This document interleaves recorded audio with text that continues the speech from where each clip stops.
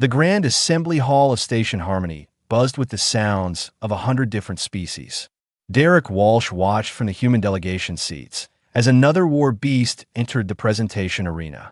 This one belonged to the Thurian Empire, and it was a monster. The creature stood 12 feet tall with scales that looked like polished obsidian. Its claws scraped against the reinforced floor, leaving visible marks. The Thurians called it a Titan Claw, and everyone in the room could see why. High Chancellor Bront, the massive reptilian leader of the Thurians, gestured proudly as his beast snarled at the assembled delegates. "This is our finest achievement," Bront announced through the translation device hanging in the air. "Bred for 20 generations. Armor that deflects plasma fire. Strength to tear through blast doors. Perfect obedience through neural conditioning." Derek glanced at Ambassador Yuki Tanaka, sitting beside him. She kept her expression neutral, but he caught the slight smile at the corner of her mouth. They both knew what was coming. They had reviewed the presentation files a dozen times during the journey to the station. The War Beast Summit happened every 50 cycles. Every species in the Galactic Council had to present their most dangerous combat creature. It was part tradition, part military assessment, part cultural measuring contest. Species showed off what made them feared, what made them strong, what made them dangerous to cross. The Quillet Collective went next. Minister Quilsa, a mantis-like being with 4 arms and compound eyes, presented their warrior drones. The creatures moved in perfect synchronization, a hive mind directed by pheromone signals. They demonstrated attack patterns that would make any military strategist nervous. Each drone was expendable. Each drone was replaceable. Together, they were overwhelming. "Our drones feel no fear," Quilsa explained. "No hesitation. No mercy. They're the perfect soldiers." More species followed. The Vreln showed off stealth predators that could become nearly invisible. The Corvith brought scavenger beasts that could survive in any environment and eat anything organic. The Morvine cluster, usually quiet and peaceful, surprised everyone with venomous creatures that could paralyze victims with a single sting. Derek noticed the pattern. Every species brought something terrifying, something that screamed danger, something that made you want to back away slowly and never turn your back on it. Between presentations, delegates mingled. Derek overheard conversations in a dozen languages, all filtered through translation tech. "The humans are death worlders," someone said. "Their planet is classified extreme hazard. Whatever they bring will be horrifying. I heard their world has predators that hunt in packs," another voice added, "and poisonous creatures everywhere. And whether that can kill you in minutes. Maybe they will bring one of their great apes," a third voice speculated. "I saw footage once. Incredible strength. Aggressive when threatened." Derek kept his face blank. Let them speculate. Let them build up their expectations. The reveal would be even better if a delegate from the Kroth Dominion approached. Commander Roth was a scarred veteran with a reputation for brutality. His species believed in overwhelming force and showed mercy to no one. "Walsh," Roth said, his translator making his voice sound like grinding metal.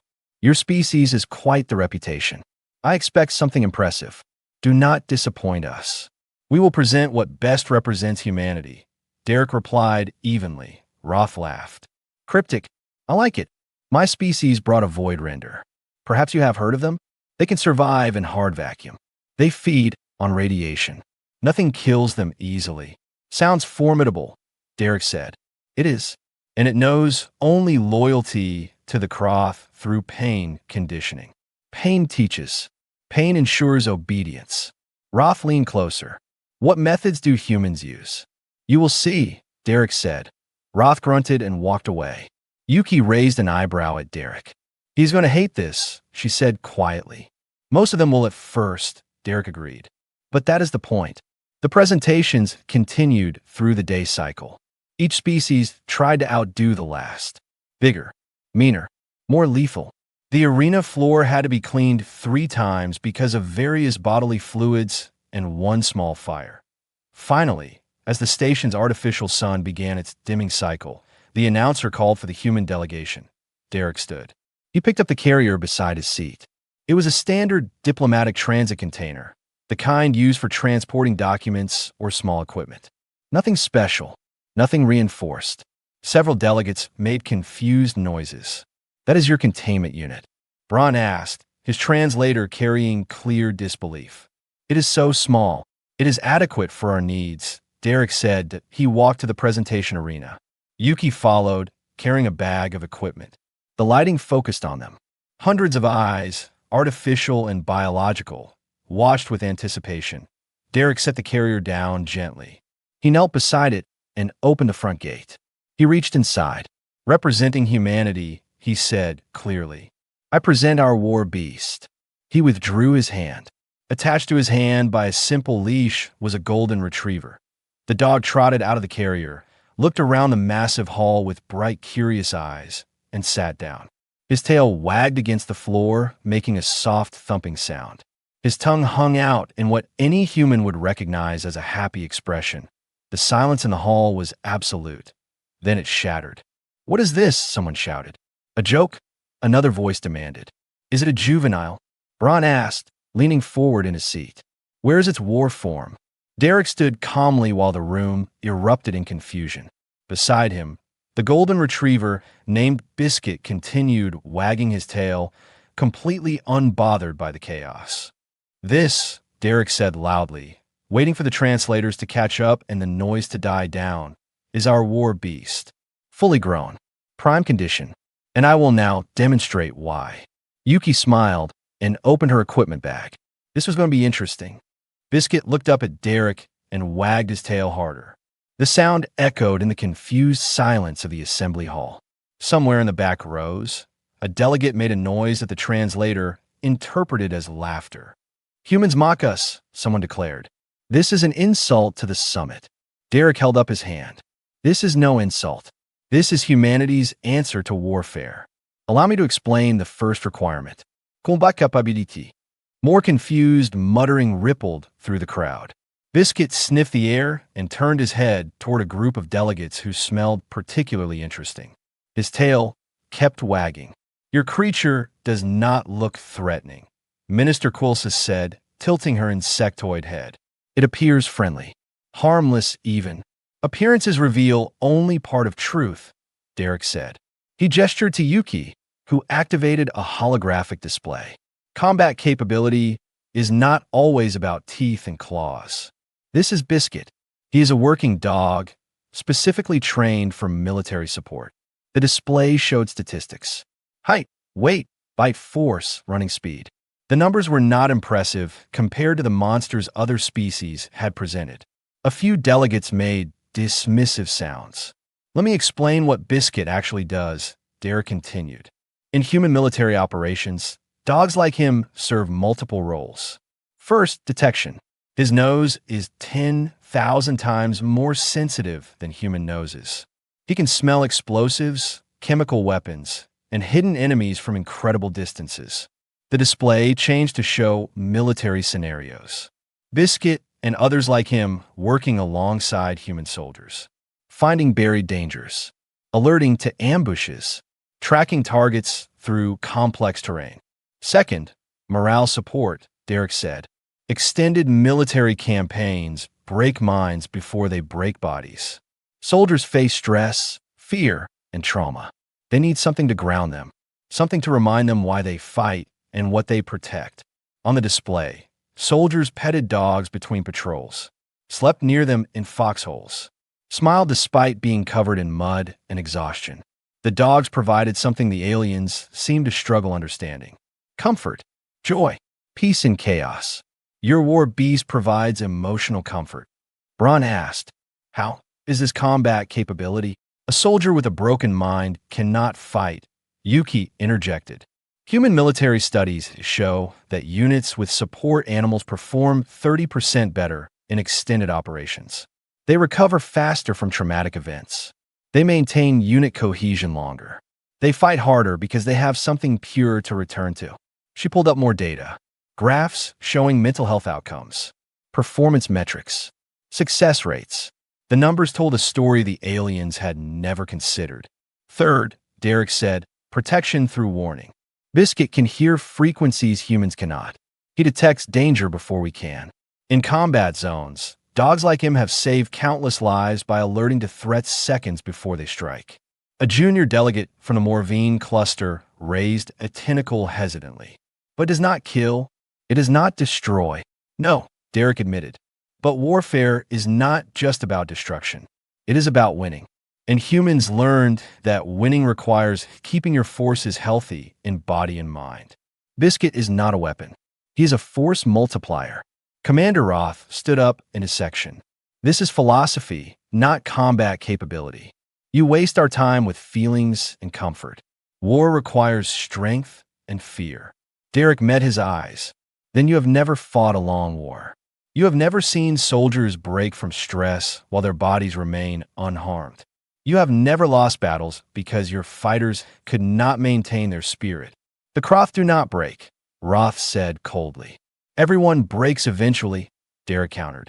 Humans just learned how to bend instead. And dogs like Biscuit are part of that flexibility. Before Roth could respond, Biscuit did something that changed the entire room. He walked forward on his own, not pulled by Derek's leash. He approached the nearest delegate, a Vreln warrior who had been watching silently. The Vreln froze. Biscuit sat down in front of the alien and looked up with bright eyes. His tail wagged. He was not afraid.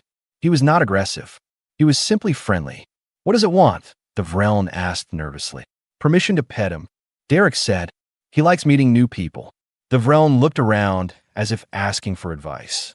Finally, slowly, he reached down with a clawed hand. He touched Biscuit's head gently. The dog's tail wagged faster. He leaned into the touch. The Vreln made a sound his translator could not interpret, but his body language changed. His tension melted.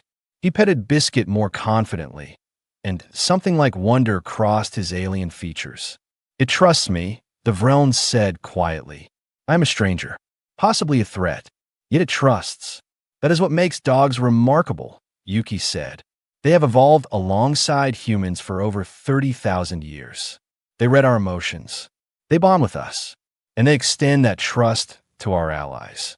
Other delegates began moving forward. Minister Quilsa approached cautiously. May I? Derek nodded. Soon there was a small crowd around Biscuit. The dog accepted attention from insectoids, reptilians, mammalians, and species that defied easy categorization. He did not care about their appearance. He offered each one the same unconditional friendliness. A large delegate accidentally stepped on Biscuit's paw. The dog yelped and jumped back. Every alien froze, expecting aggression or fear. Instead, Biscuit looked at the delegate, tail still wagging, already forgiving the accident. The delegate made an apologetic gesture, and Biscuit approached again without hesitation. Incredible, Quilsa said. My warrior drones would have attacked after being hurt. This creature forgives instantly. Dogs hold grudges only against vacuum cleaners and sometimes the mail carrier, Derek said with a slight smile. They are remarkably generous with their affection. High Chancellor Brandt had moved closer without anyone noticing. He towered over Biscuit, a massive predatory being that could crush the dog without effort. Biscuit looked up at him and wagged his tail. It shows no fear, Brandt observed. Because Derek is here, Yuki explained. Biscuit trusts his human partner to protect him. That is the bond we will explain next. The control mechanism. Control? Brandt repeated. He looked at Biscuit receiving pets from a dozen different species. I see no control, no fear, no conditioning. How do you make it obey? Derek smiled. That is the second demonstration, and I promise you will find it even more surprising than the first. He called Biscuit back with a simple word. The dog immediately disengaged from the crowd and trotted to Derek's side. He sat without being told and looked up at his handler with complete attention. In shock collar. No neural implant. No chemical control. Just a word and a relationship. Yuki stepped forward while the delegates returned to their seats. Many kept glancing at Biscuit with new curiosity. The dog sat calmly beside Derek, his attention focused completely on his handler. The second requirement is control mechanism, Yuki announced. Every species here has shown how they control their war beasts.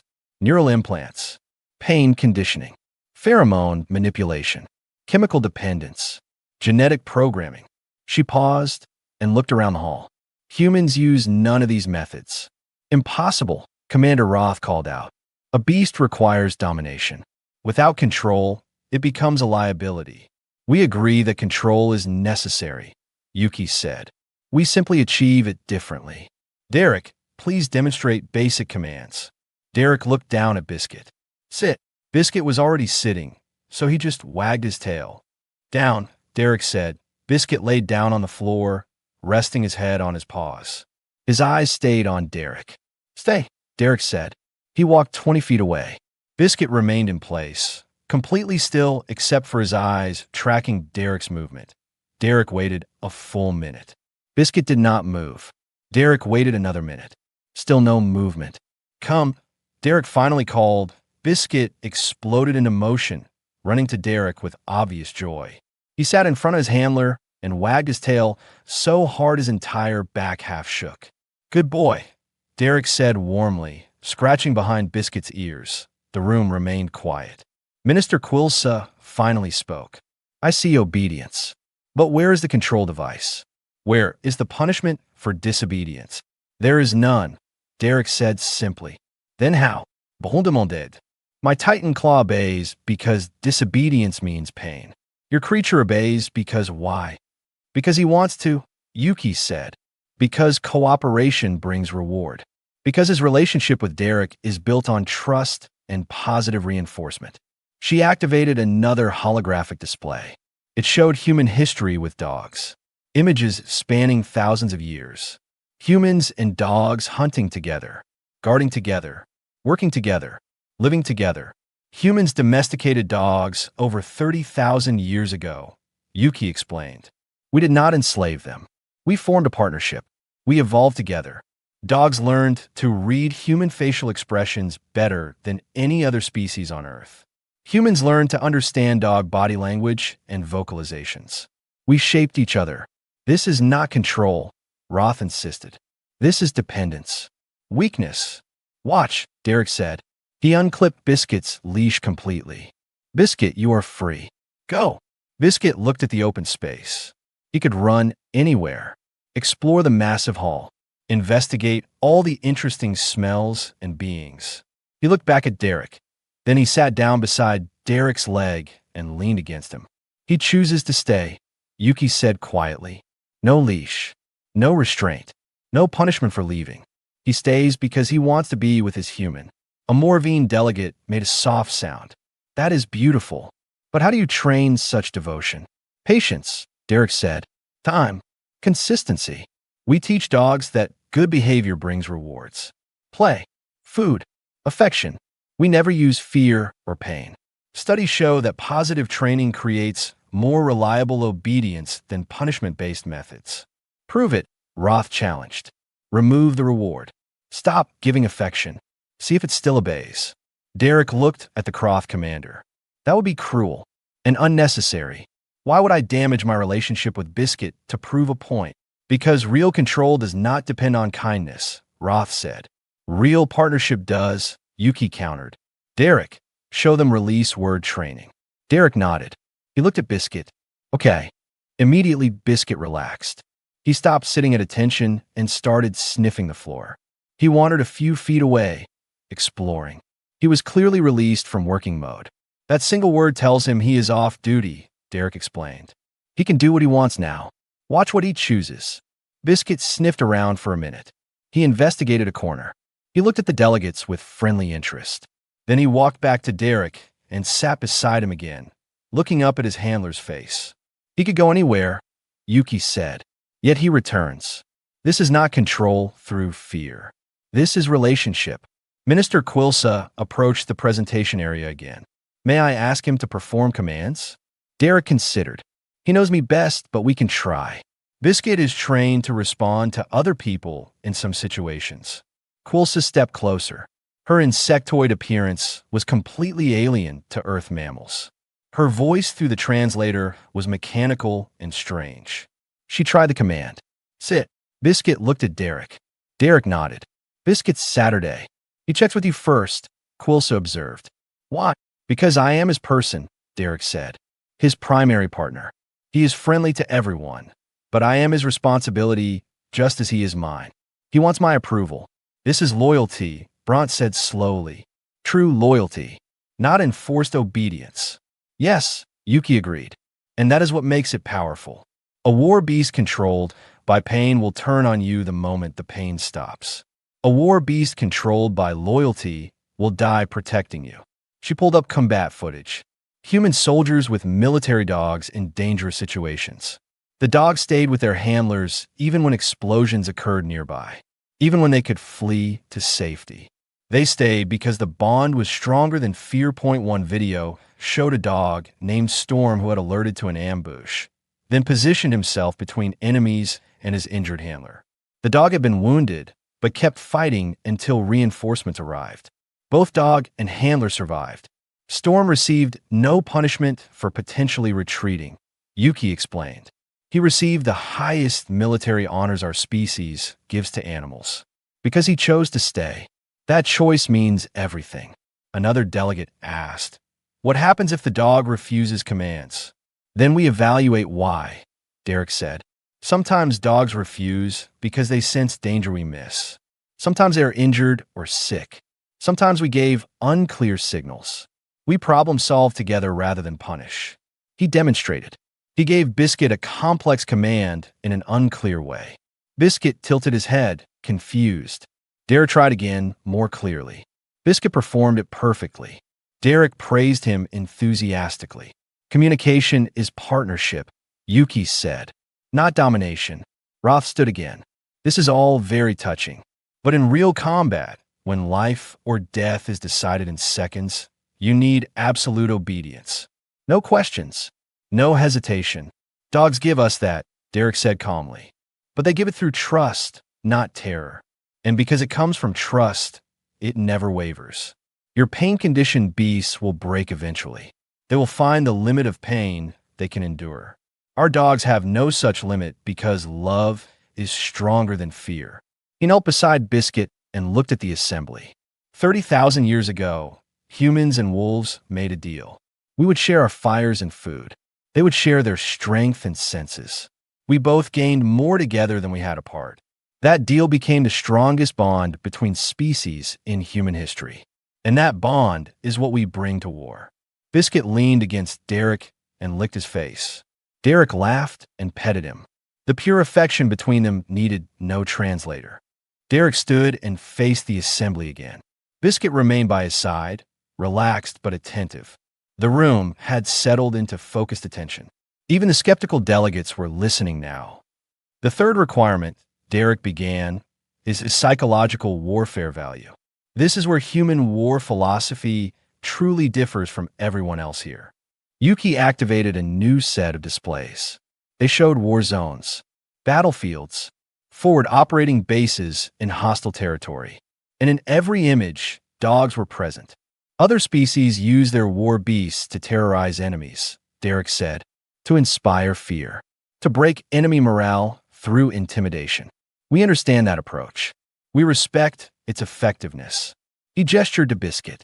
"But humans learn something different through thousands of years of warfare. The side that maintains hope usually wins. The side that remembers what they are fighting for stays stronger longer." Biscuit represents that philosophy. "How does a friendly creature provide psychological warfare?" a delegate asked. "By maintaining humanity in inhuman conditions," Yuki answered. She highlighted specific footage. Soldiers exhausted after weeks of combat, sitting in muddy trenches, sharing rations with dogs. Soldiers laughing despite being surrounded by danger, because a dog was doing something silly. Soldiers crying while hugging dogs, releasing trauma in a way they could not do with other humans. "War tries to strip away everything that makes you who you are," Derek explained. "It replaces identity with survival instinct. It turns people into machines. But machines break. They burn out. They stop functioning." He knelt and called Biscuit over. The dog came immediately, tail wagging. "Dogs remind us that we are more than warriors. We are humans who love, who laugh, who protect. Dogs need us, and that need gives us purpose beyond killing." The display changed to show statistical data. Mental health outcomes for soldiers with and without animal support. The differences were dramatic.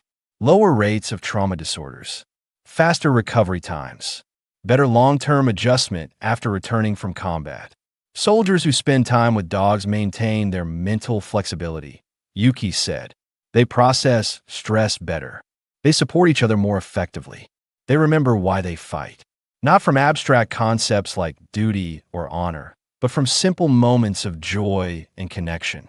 Bront leaned forward in his seat. You're describing survival mechanisms.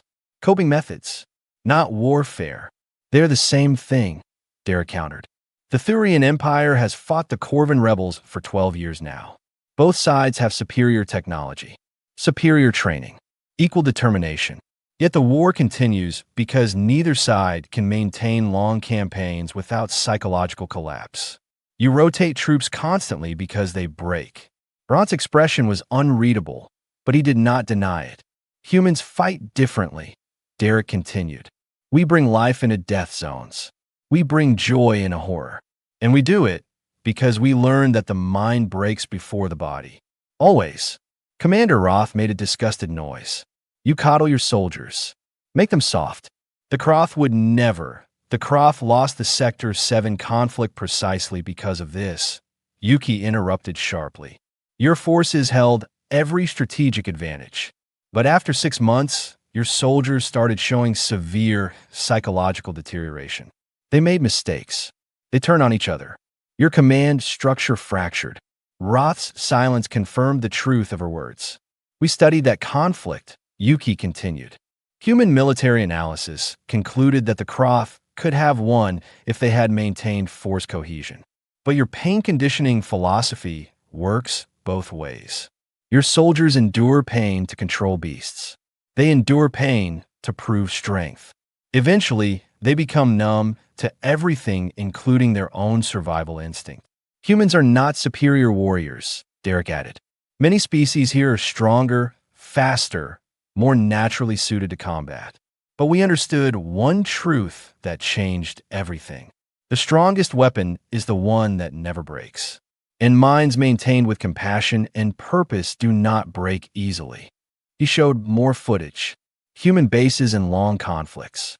Dogs were everywhere, playing with soldiers during downtime, sleeping beside them, providing comfort without judgment, offering uncomplicated love in complicated situations.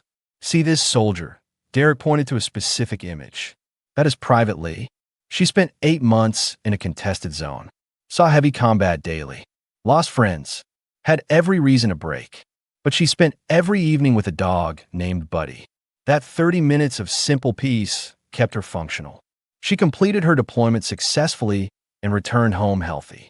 Now see this. Yuki switched to different footage. This is a Croth soldier from the same time period. No support systems, only conditioning and duty. He completed 4 months before psychological collapse. He attacked his own squad members. Your military had to remove him. Isolated incident, Roth muttered, but his voice lacked conviction. We have hundreds of comparison studies, Yuki said. The pattern is consistent. Humans maintain operational capacity longer than any other species in extended conflicts. Not because we are tougher, because we are smarter about maintaining what makes us functional. Minister Quilsa spoke up. The Quillet Collective has fought for survival for 6 generations. Our warrior drones are bred for combat.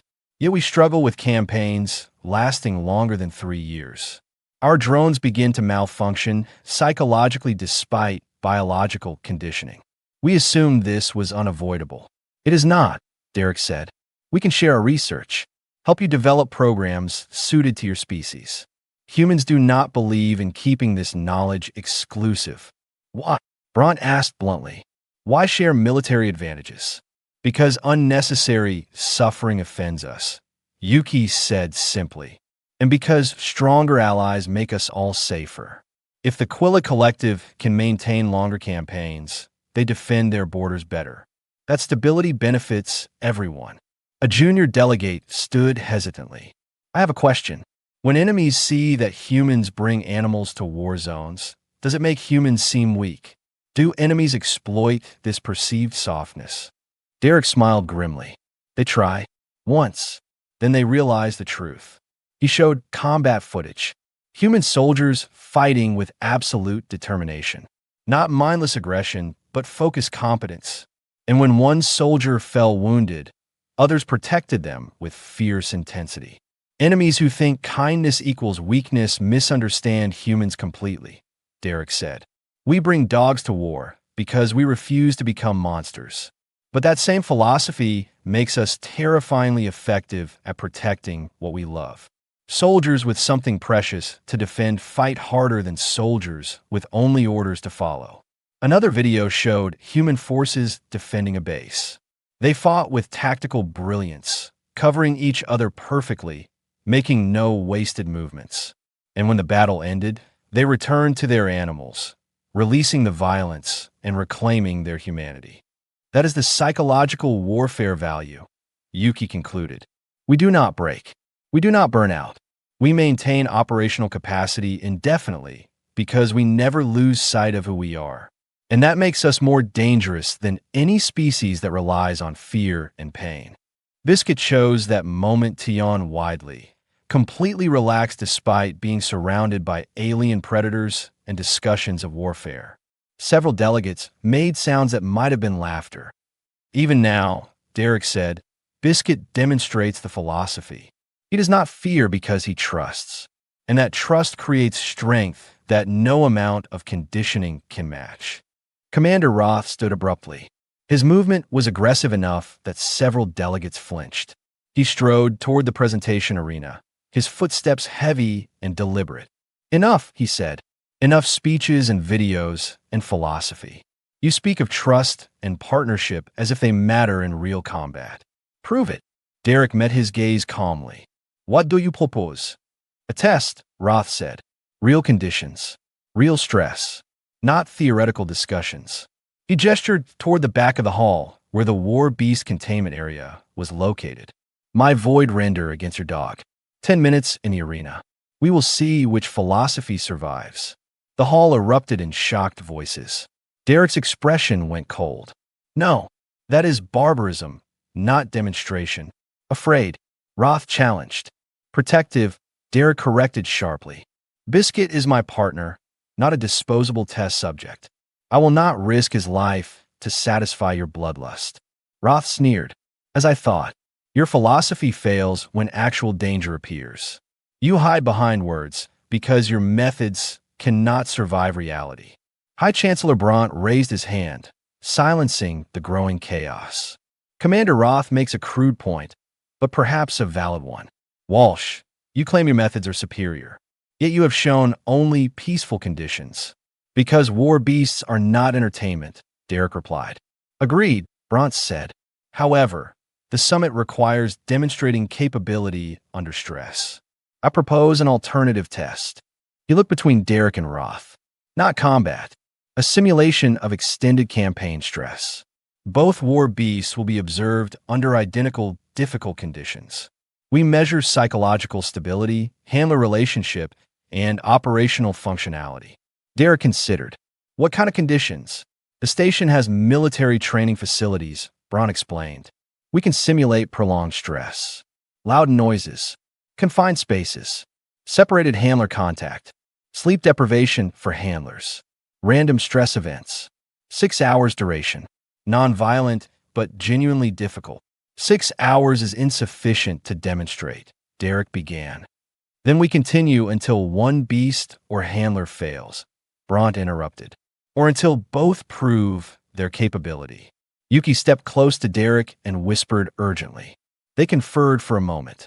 Derek looked down at Biscuit, who wagged his tail happily, completely unaware of the tension.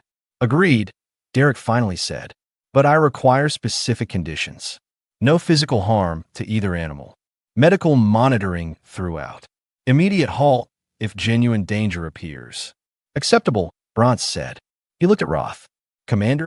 Roth smiled unpleasantly. My void render will show your dog what real strength means. Without breaking a single bone.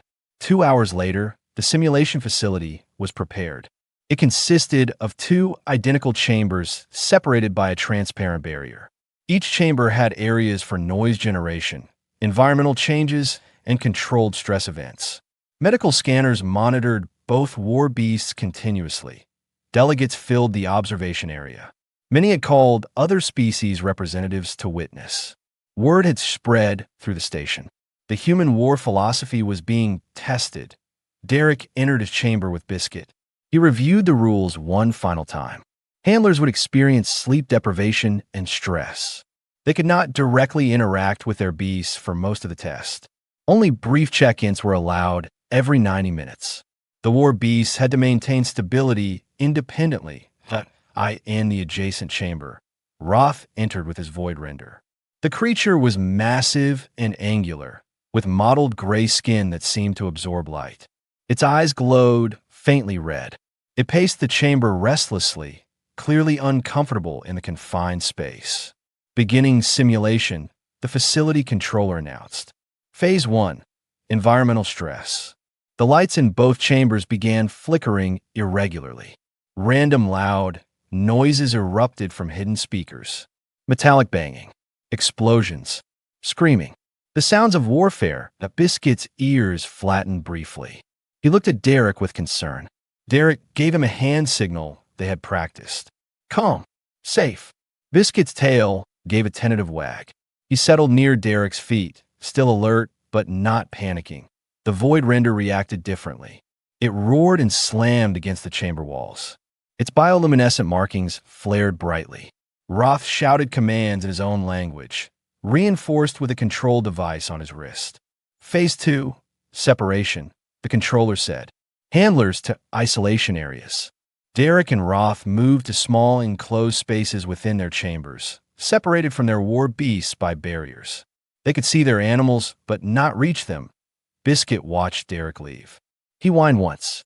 Then he lay down, keeping his eyes fixed on where Derek had gone. His body language showed stress, but not panic. He waited.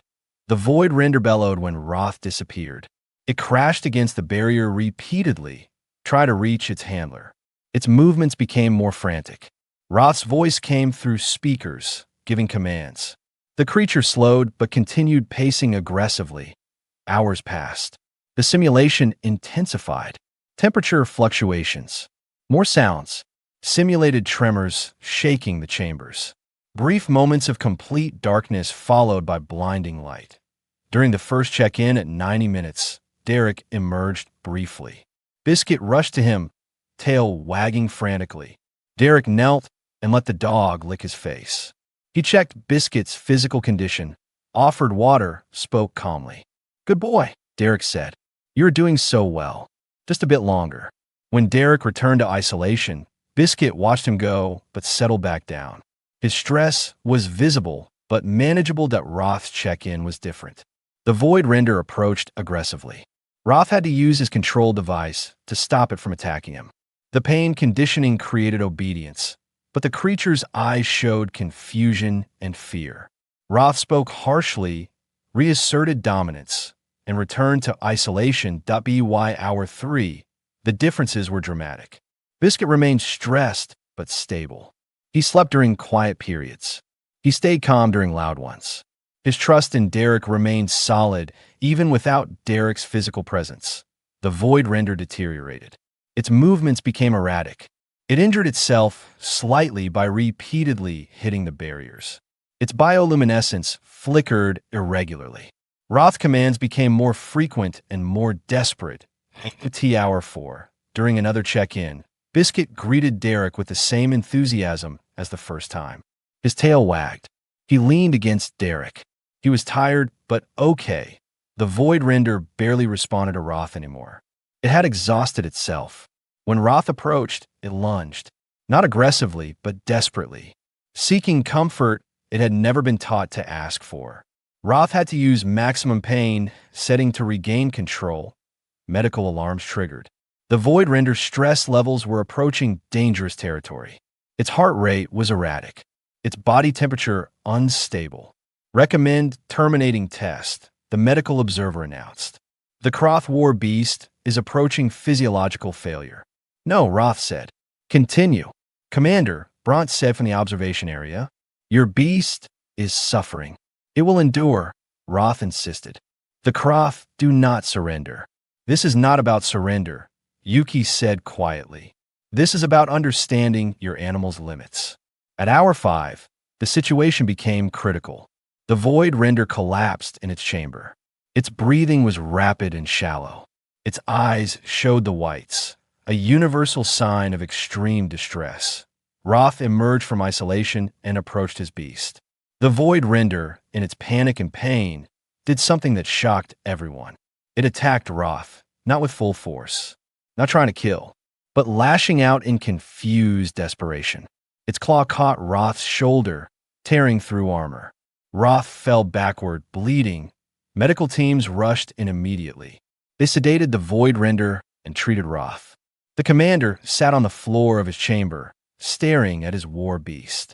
The creature that had been conditioned to obey absolutely had broken under stress.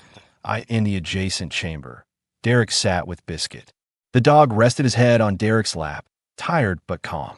When medical personnel entered to check on them, Biscuit greeted them with a tired tail wag. The test was over, and everyone in the observation area understood what they had witnessed. The assembly hall reconvened 8 hours after the test ended. Commander Roth sat in his delegation section with bandaged shoulder. His void render was in medical containment, sedated and recovering. The creature would survive, but the psychological damage would take longer to heal than the physical exhaustion. Derek entered with Biscuit walking calmly beside him. The dog had eaten, slept, and was back to his normal happy self. He looked around the hall with interest, tail wagging at familiar faces. High Chancellor Brandt called the session to order. His massive frame seemed somehow less intimidating than before. Perhaps witnessing genuine partnership had changed perspectives. We have observed both demonstrations, Brandt said formally. We have seen theory in practice. We have seen philosophy tested under genuine stress. The Council will now discuss implications. A delegate Derek did not recognize stood. A move that humanity's presentation be recognized as valid and revolutionary. Their approach to war beasts represents a paradigm shift in military animal utilization. Seconded, Minister Quilsa said immediately. Her compound eyes focused on Biscuit with clear fascination. The Quillet Collective requests formal consultation with human specialists. Our warrior drones suffer psychological deterioration in extended campaigns. We need to learn these methods. More voices joined. Species after species requested information, partnerships, and cultural exchanges. The mood had completely transformed from skepticism to genuine interest. Brandt raised his hand for silence. Before we proceed, I believe Commander Roth wishes to speak. Everyone turned to the Croth commander. Roth stood slowly, clearly in pain from his injury. His expression was difficult to read. I was wrong, Roth said simply. The words seemed to cost him greatly. I believe strength came only through domination, through pain and fear, through forcing absolute obedience. He looked at Derek. Your dog remained stable while my void render broke. Not because your dog is stronger, because your dog never questioned his purpose or his relationship with you. My beast obeyed because pain taught it to. Your beast cooperated because trust taught it to. Roth paused, struggling with the admission. When the void render attacked me, it was not rebellion. It was desperation. I had never taught it to seek comfort, only to fear punishment. Under enough stress, fear became useless, and it had nothing else to guide it. Your beast is not at fault, Derek said quietly. It was taught wrong. That can be changed with patience and new methods. Can it? Roth asked. Can something conditioned through pain learn to trust? Yes, Derek said firmly. It takes time, but animals are remarkably forgiving. Humans have rehabilitated abused dogs before. They learn that not all humans hurt them. They learn to trust again. Roth looked at Biscuit. The golden retriever wagged his tail. May I approach your dog? Derek nodded. Roth walked slowly to the presentation area. He knelt with difficulty because of his injury. Biscuit studied him for a moment, then approached cautiously. The dog sniffed Roth's bandaged shoulder gently. I hurt you before with my words, Roth said, speaking to Biscuit but meaning it for Derek. I called your philosophy weakness. I was wrong. Biscuit licked Roth's hand. The simple gesture of forgiveness affected the hardened warrior visibly. His voice cracked slightly. The Croth Dominion has bred violence into our war beasts for generations. We thought it made us strong. Instead, it made us cruel. He looked up at Derek. Will you help us learn better methods? If you genuinely want to change, yes, Derek said. But it requires patience. Kindness. Giving up the satisfaction of domination. After seeing what I saw today, Roth said, domination seems empty. Your dog trusted you through hours of stress. My beast attacked me, which is truly obedient. He stood and returned to his seat. The hall remained silent for a moment, processing the significance of a Croth commander admitting error. High Chancellor Bront spoke again. The Thurian Empire also requests human consultation. Our Titan claws serve us well, but we lose many handlers to their aggression. Perhaps there is a better way.